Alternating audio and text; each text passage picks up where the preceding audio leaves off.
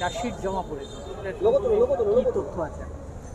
দেখুন, একটা জিনিস হচ্ছে এমপি আনারুল আজিমের যে হত্যাকাণ্ড শুরু হয়েছিল সেটা New Town PS initially start হয়েছিল। New Town PS case number 135/24, dated 22/5/2024, এবং সেকশন ছিল 364, 302, 201, 120B ইন্ডিয়া আইপিসি।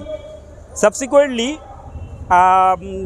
যেটা দেখা যাচ্ছে যে সিআইডি তৎপরতার সঙ্গে টোটাল কেসটা ইনভেস্টিগেশন করে প্রথমে জিয়াদ হাওলাদার, পরে সাবসিকুয়েন্টলি মোহাম্মদ সিয়ামকে অ্যারেস্ট করে। এই অ্যারেস্ট করার পরে এদের কাছ থেকে অনেক তথ্য প্রমাণাদি পেয়েছে এবং অসংখ্য সিজার হয়েছে। যে সিজারে আমাদের মনে হয় পশ্চিমবঙ্গ না, ভারতের ইতিহাসে বোধহয় এইরকম কোনো কেসে এত সিজার হতে পারে।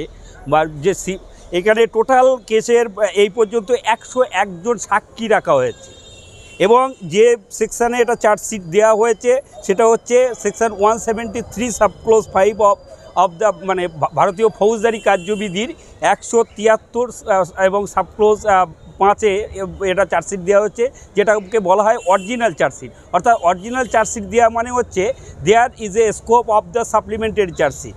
বলা আছে যেখানে যে যদি কোনো রকম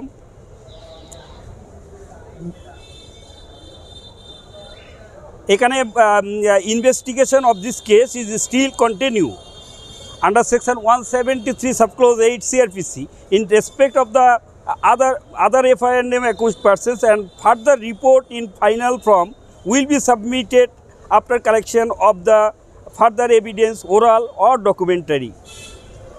যদি কোনো রকম ওরাল এভিডেন্স পেয়ে থাকে, যেগুলো ফর্মাল এফআইআরে যাদের নাম ছিল, যদি কোনো মৌখিক যদি সাক্ষী পেয়ে থাকে বা কোনো ডকুমেন্টারি কোনো এভিডেন্স, কোনো কাগজ সংক্রান্ত কোনো যদি তথ্য প্রমাণাদি পেয়ে থাকে তাহলে সেক্ষেত্রে আবার সাপ্লিমেন্টারি চার্জশিট দেবে এবং সাপ্লিমেন্টারি চার্জশিটের ক্ষেত্রে অপশান থেকে থাকে যে সমস্ত আসামিরা সাসপেক্টেড তাদেরকে পুলিশ এই কেসে আবার ট্যাগ করতে পারে।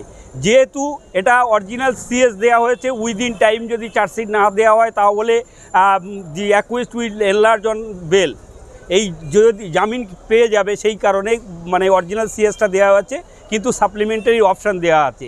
যেহেতু সাপ্লিমেন্টারি সেকশন 173 সাবক্লোজ 8-এ পরিষ্কার বলা আছে যদি ইনভেস্টিগেশনে ফার্দার ডেভেলপমেন্ট হয় অন্যান্য আসামিদের ক্ষেত্রে, সেটা ওরাল হোক বা ডকুমেন্টারি হোক, সেটা যেটাই হোক না কেন, তাহলে সেক্ষেত্রে সাপ্লিমেন্টারি চার্জশিট দিতে পারে। 101 জনকে এই কেসে সাক্ষী রাখা হয়েছে, তার মধ্যে large part of this witness are the seizure witness. কপাতার চার্জশিট আমি 233 থেকে 263 পাতার মোট চার্জশিট আছে এই পর্যন্ত যতটুকু দেখা গেছে কেস রেকর্ড থেকে।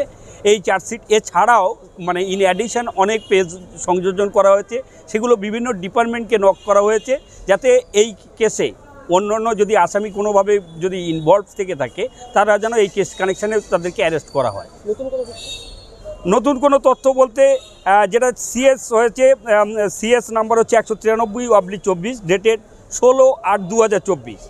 এটা যেটা ভারতীয় দণ্ডবিধি 364-তে দেওয়া হয়েছে, 302-ও আছে, 201, 120B এবং 34 সংযোজন করা হয়েছে ভারতীয় দণ্ডবিধির।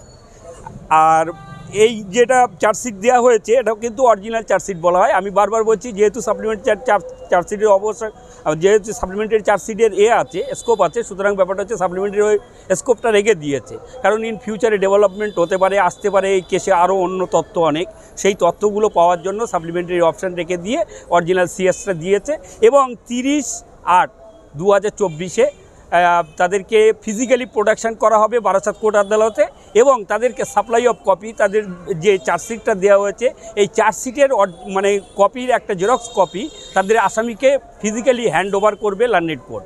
এবং cognizance has already been taken by the learned CGM at Barasat.